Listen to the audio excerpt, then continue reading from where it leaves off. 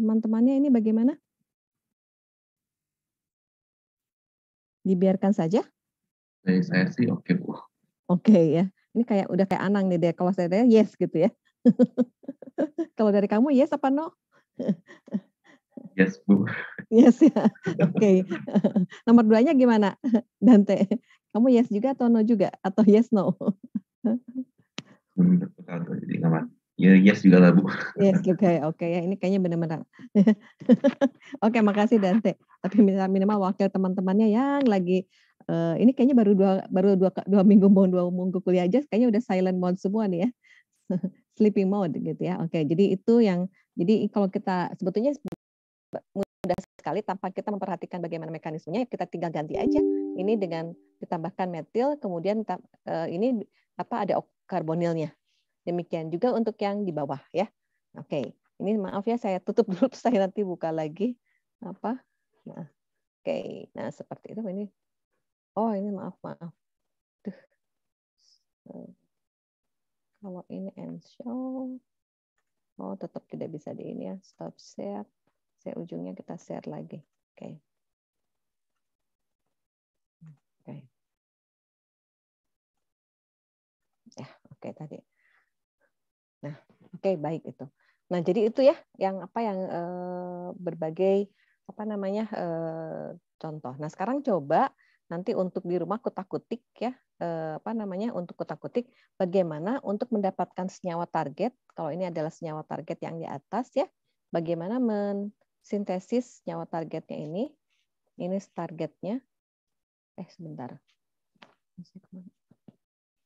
Nah, ini senyawa targetnya. Dari dua molekul ini gitu ya, dari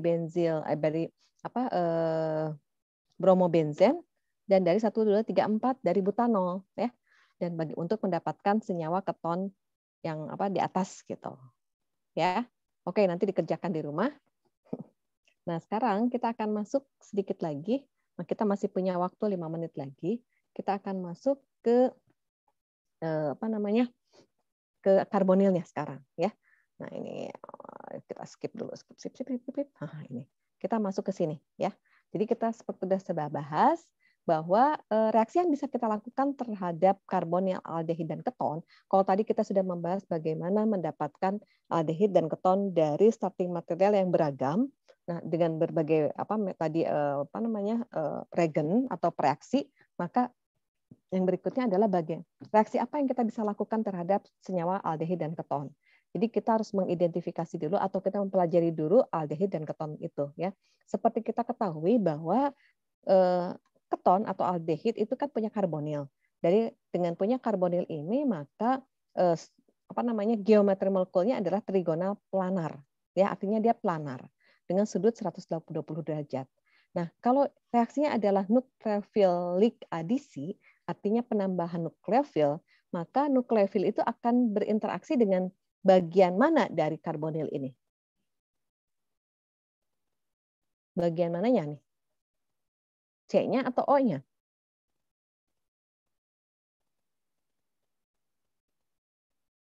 Reaksinya. Kalau kita reaksikan dengan nukleofil.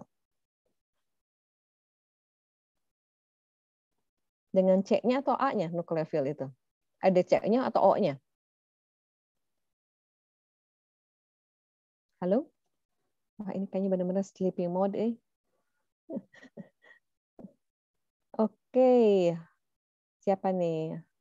Keisha Saragi. Apa tuh? Halo Keisha. Ya, Bu. Kalau kita reaksikan dengan nukleofil, bagian mana yang akan bereaksi dengan nukleofil tadi? Apakah C-nya atau oksigennya? Yang C-nya. Kenapa yang C-nya?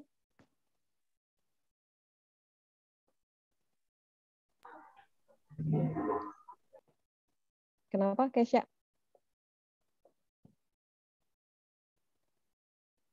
Halo, Keisha. Kenapa? Karena dia terpusatnya ke elektron. Karena apa? Nggak kedengeran? Terpusat ke elektronnya. Terpusat ke elektronnya, maksudnya?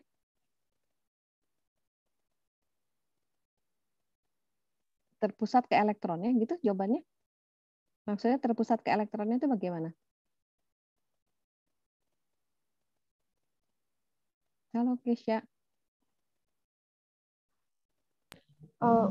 Gimana ya? Maksudnya tuh si inti itu kaya dengan elektron gitu. Jadi si Kaya dengan yang mana kaya iya, dengan elektron? Si C-nya kaya elektron. Kalau C kaya elektron, dia muatannya negatif atau positif? Kesha. negatif, Bu. Negatif. Berarti C-nya negatif di situ. Tahu. Terus? Jadi kalau enggak gimana?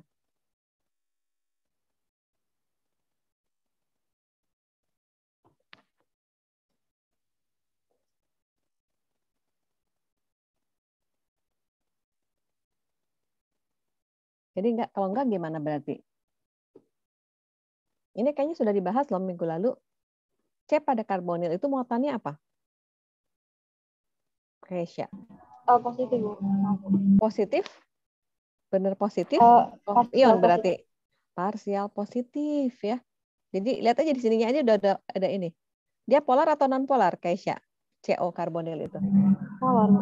Polar. Oke, dia punya momen dipol atau tidak? Punya, Bu. Punya. Oke. Kamu di mana sih, rame banget? Lagi di luar, Bu, soalnya wifi di kos agak kurang bagus. Oh, oke.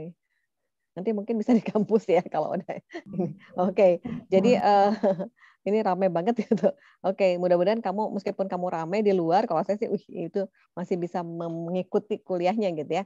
Oke, jadi kalau ada nukleofil ya pada untuk apa namanya pada substituen atau gugus fungsi seperti ini, karena dia planar, maka nukleofil itu akan bisa menyerang dari dua sisi. Gitu ya. Sisi mana seperti sisi atas atau sisi bawah gitu ya. Jadi bisa dari dua sisi. Oleh sebab itu produknya kalau nanti dapatnya karbon yang chiral maka akan ada dua produk gitu ya, stereoisomer.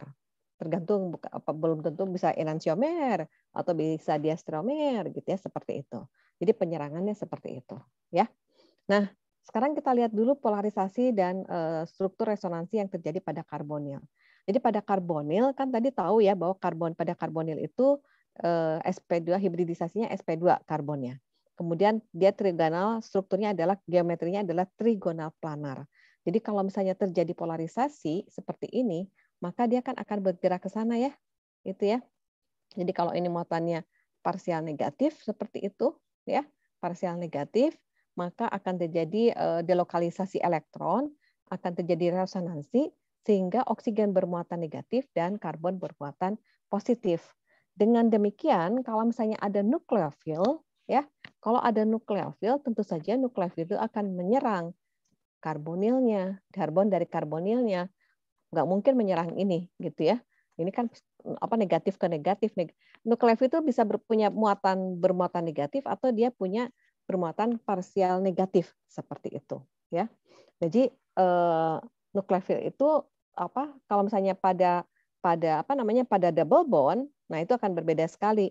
Kalau pada double bond kan tidak ada polarisasi, maka nukleofil itu tidak akan menyerang apa karbon double bond gitu, tapi justru karbon double bond akan menyerang elektrofil karena karbon double bond itu mempunyai sifat sebagai nukleofil ya karena dia kerapatan elektronnya tinggi begitu ya. Nah, pada reaksi adisi nukleofilik pada karbon oksigen double bond ya pada karbonil, nah kebanyakan reaksi adisinya terjadi secara reversible gitu ya. Nah, jadi produk akhir itu tergantung nanti ada keseimbangan gitu seperti itu ya. Nah, sekarang bagaimana kereaktifan karbonil aldehid dengan keton. Jadi kereaktifan mana yang lebih aktif, lebih reaktif gitu ya. Apakah aldehid atau keton untuk reaksi adisi nukleofilik? Sally, gimana jawabnya? Sally Wulandari. Mana yang lebih reaktif terhadap reaksi adisi nukleofilik? Apakah aldehid atau keton? Halo Sally. Halo Bu. Iya, gimana? Mana yang jawaban menurut Anda?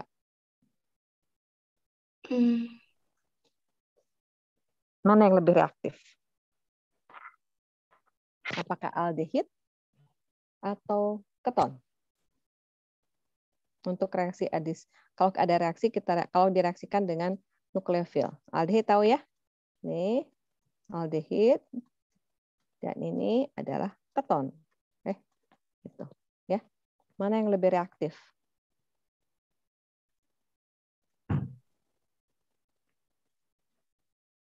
Halo Sally. Bingung, Bu. Oke, kalau ini kita reaksikan dengan nukleofil, maka nukleofil itu akan menyerang apa tuh?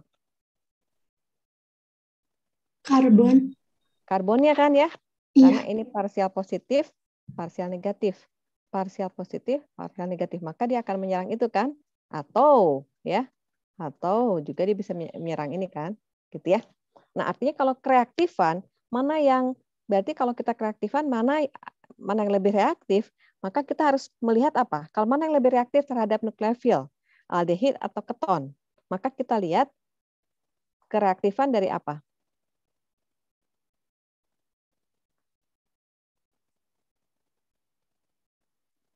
Nukleofilnya menyerang apa sih tadi? Karbon.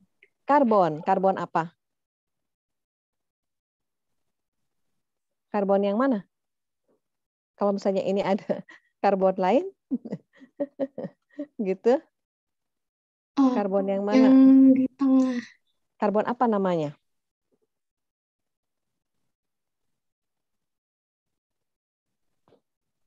Karbon dari apa tuh? Kita lagi bahas apa sih, Sel?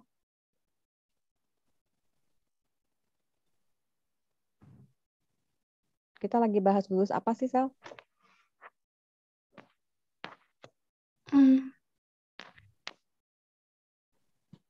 Karbokation. Kita lagi bahas karbokation. Kita lagi bahas gugus apa? Gugus apa yang kita bahas? Aldehid.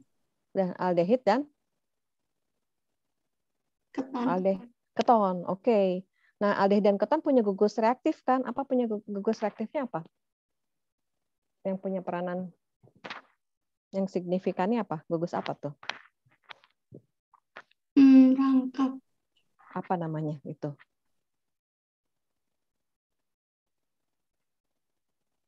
Sally masa nggak tahu? Apa, Sel? Nggak kepikiran, Bu. Hah? Ini kamu tahu apa gugus apa nih? Ini gugus apa nih? Oh, karbonil. Nah, itu karbonil. Oke. Kalau dia reaktif, artinya berarti mana yang akan karbonil, mana C karbonil yang akan mudah diserang. Gitu ya. Kalau diserang, kira-kira menurut kamu harus bagaimana tuh si C karbonil itu? Harus lebih positif atau kurang positif? Positif. Lebih atau kurang? Lebih positif. Kalau lebih positif akan mudah atau akan makin susah reaksinya?